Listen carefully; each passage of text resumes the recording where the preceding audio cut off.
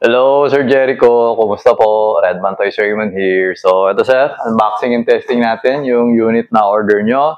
The WE Glock 17 Gen 5 Airsoft Gas Blowback Pistol. Okay? Ayan yung box, sir.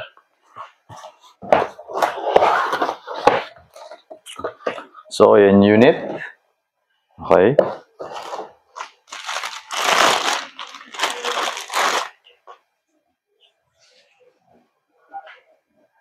Okay?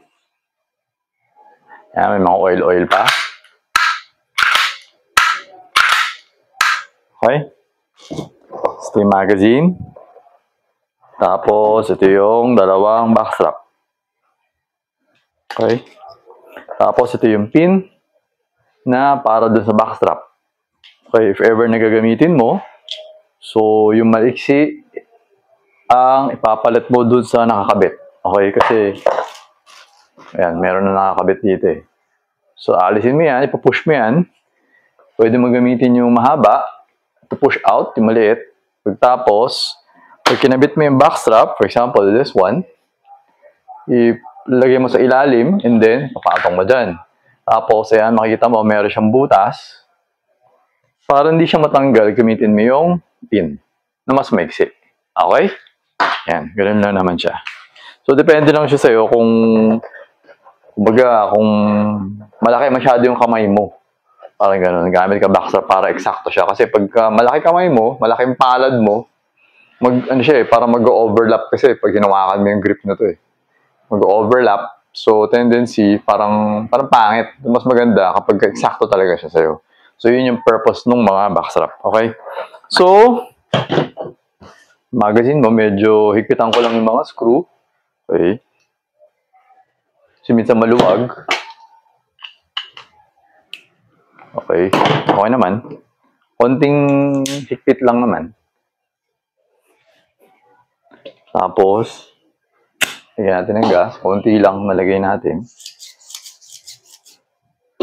Okay, tapos, ito, lagyan natin ng BB.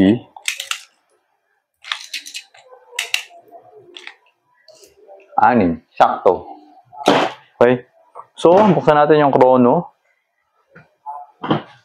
Right, always remember to keep your trigger finger out. Make sure that the muzzle is always pointed at the safe direction. Okay, 6 rounds.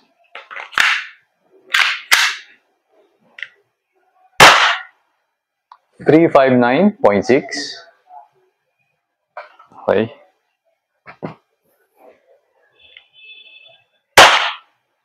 356.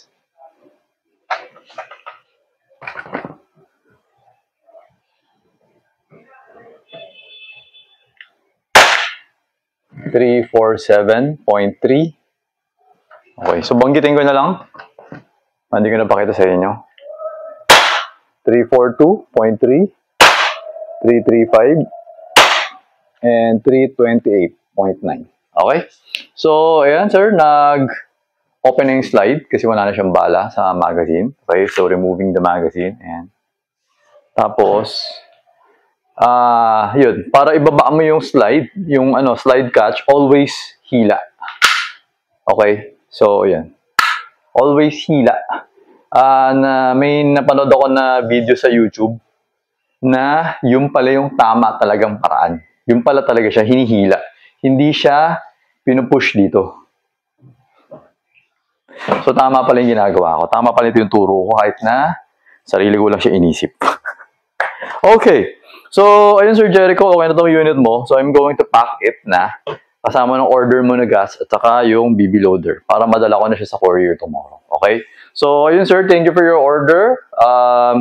Update ko na lang kayo kapag nadala ko na siya sa courier. Okay? So, ayun sir, thank you for your order again. Always remember to stay safe, stay great, be good, and be thankful always. God bless po sir. Bye-bye.